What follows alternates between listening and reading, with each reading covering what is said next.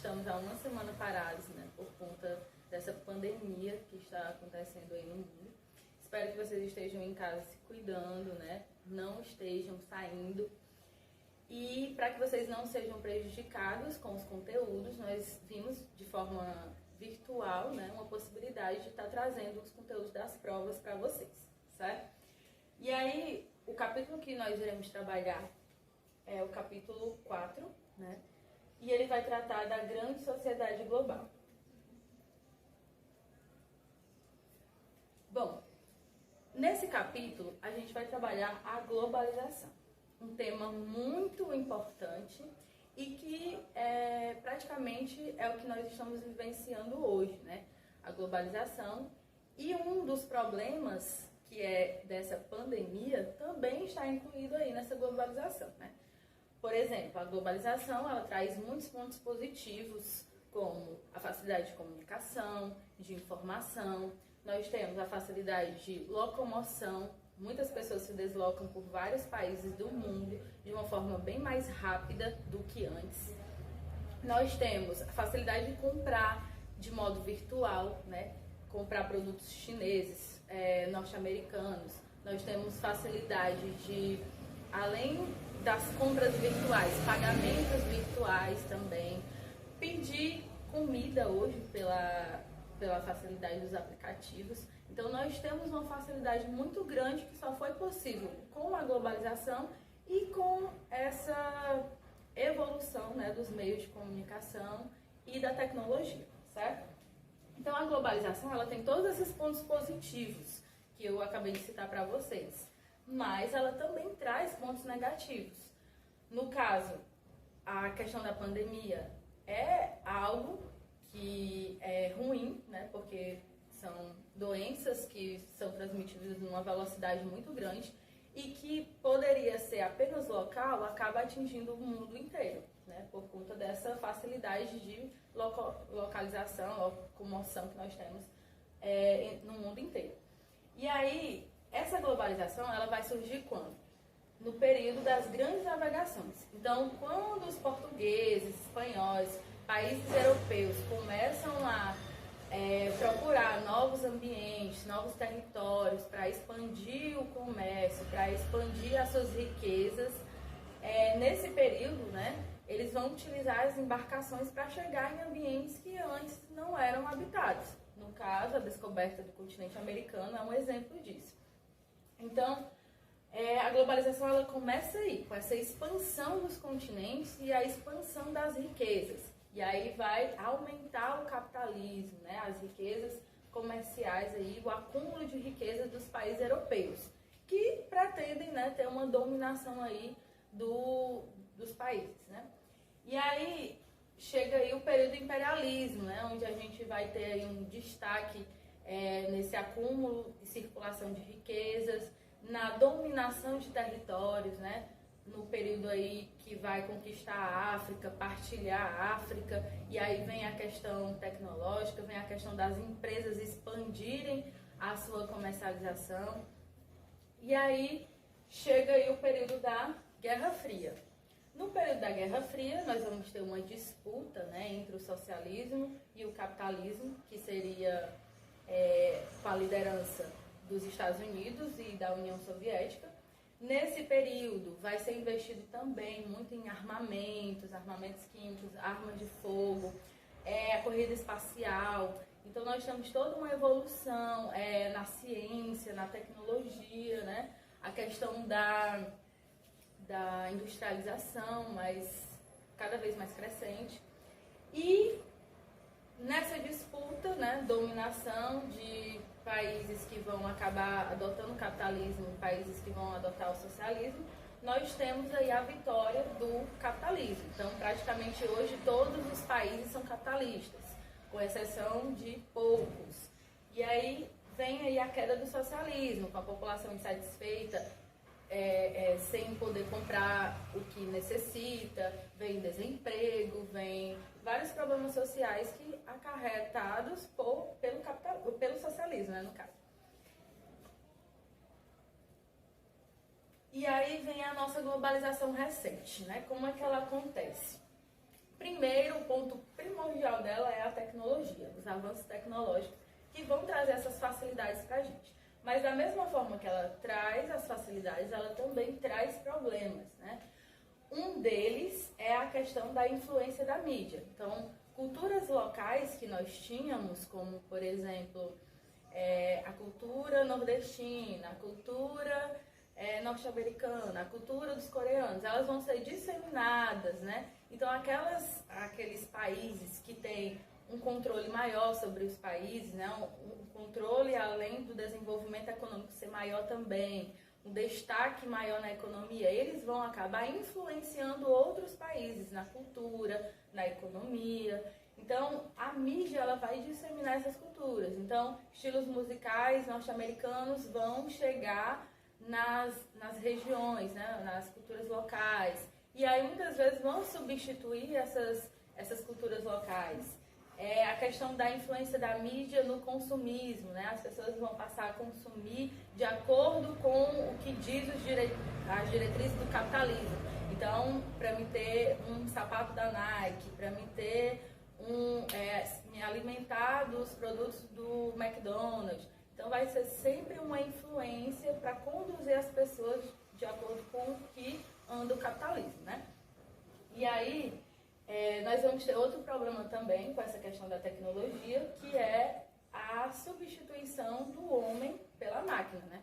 Então, nas indústrias, nas fábricas, vão se substituir muitos funcionários por equipamentos, né, por máquinas, que vão fazer esse serviço de 100 pessoas, 200 pessoas, né, e vão ter um gasto menor. Então, o proprietário, o dono da empresa, ele vai ter um gasto menor com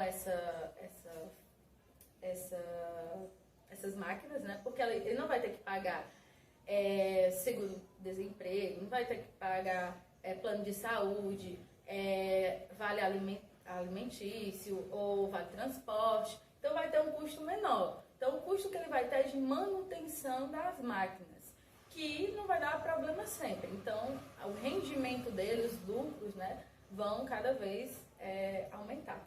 Enquanto que o homem, né, pode causar o desemprego estrutural, que seria a demissão em massa daquela população que não consegue mais se adequar ao mercado de trabalho.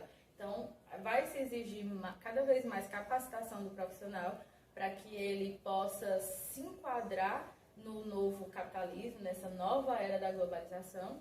E se ele não acompanhar, ele será demitido. Se não aceitar também digamos, as regras, né, do patrão, também ele pode ser substituído por outro funcionário, mais capacitado também. Então, é uma problemática também a questão da tecnologia no emprego, né? Mas não quer dizer também que ele não vá poder se capacitar e ter outras oportunidades de emprego, né? Porque isso também acontece na globalização. E vem a questão do neoliberalismo, que é o que comanda o capitalismo. No neoliberalismo, nós temos a liberdade do mercado. Então, as empresas privadas, elas não têm a interferência do Estado. Então, elas ditam as regras, né, de como elas vão comercializar, de como elas vão interagir. Então, é uma das características do capitalismo, essa liberdade de expandir o capitalismo, né? Essa liberdade e a geração de lucros. É um dos objetivos do capitalismo. E aí vem outros fatores, a questão da desigualdade.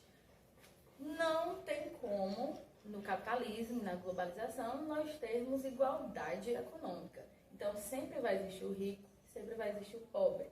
Então, nessa desigualdade, por exemplo, a tecnologia, eu coloquei até uma charge aqui, mostrando que um carinha rico, né, onde ele tem um iPhone, e o carinha africano, né, que teria a fome, né, porque ele não teria condições nem de chegar perto dessa tecnologia, porque ele não vai conseguir nem se alimentar, quanto mais está envolvido aí na questão da tecnologia. E aí vem a questão do analfabetismo tecnológico, que a tecnologia ela não chega igual para todo mundo. Então vai ter uns que vão ter mais acesso à tecnologia, outros menos. Países como os Estados Unidos vão lançar tecnologias que somente depois vai se chegar em países mais pobres, né? Como a África, econômica como o próprio Brasil, né? Então, chega nos países desenvolvidos, nos países ricos primeiro, para depois se chegar nos países menos favorecidos, né? E aí, a ideia lá do consumismo que eu falei para vocês, né? Então, são várias empresas, várias marcas no mundo inteiro, né? McDonald's, aqui, Microsoft, nós temos a LG, nós temos a Lacoste, Apple. Então, nós temos várias empresas importantes que elas vão ter a sede nos países desenvolvidos e vão abrir filiais pelo mundo inteiro. Então, um exemplo mais notório é o McDonald's. Praticamente todos os estados, todos os países, todas as cidades do mundo têm empresas da McDonald's. Então, nós temos aí a acessibilidade para essas empresas, né? É mais acessível para a gente. Elas vão ganhar mais, lucrar mais, porque os rendimentos, os lucros vão para as empresas sede, mas, apesar de tudo, vão gerar emprego para essas áreas, né, menos favorecidas, né, países mais pobres. Esse consumismo, ele vai agredir muito o meio ambiente. Então, nós temos aí o consumismo sustentável. Será que é possível a gente ter um consumismo consciente, que não esgote os nossos recursos para gerações futuras? Será que isso é possível? Né? Com o consumo, com esse desenvolvimento que os países tendem a ter, acredito que não, por conta dessa degradação ambiental, dessa poluição que é exagerada, né? Mas cabe a nós vermos, né, como a gente poderia mudar isso, né? Replantar, será que usar conscientemente os nossos recursos? Será que consumir de acordo com as necessidades e não de maneira exagerada? Porque no caso, no consumismo, eu tenho um celular que foi lançado esse ano. Então, se lançarem um próximo ano mais evoluído, por mais que o meu celular ainda funcione, eu vou querer estar na moda, eu vou querer estar com o recurso mais atual, que tem mais tecnologia. Então, as pessoas vão acabar descartando mais, e isso vai prejudicando cada vez mais o meio ambiente, certo? E aí nós temos alguns grupos importantes, né, no mundo. E aí o G7 é um grupo importante dos países desenvolvidos, que inclui os Estados Unidos, Inglaterra, Canadá, Japão, inclui a Alemanha. Então, são já falei Canadá. Vários países que são desenvolvidos na economia que vão ocupar esse grupo. Já no grupo G8 vai ser a entrada da Rússia nesse grupo, porque quando acontece o fim da Guerra Fria. Então, nesse período aqui é antes da Guerra Fria e o G8 no fim da Guerra Fria.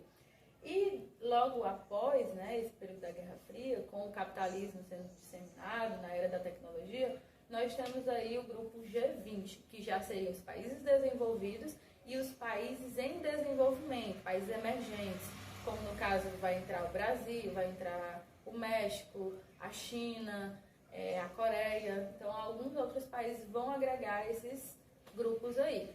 Países subdesenvolvidos não entram nesses grupos econômicos de destaque.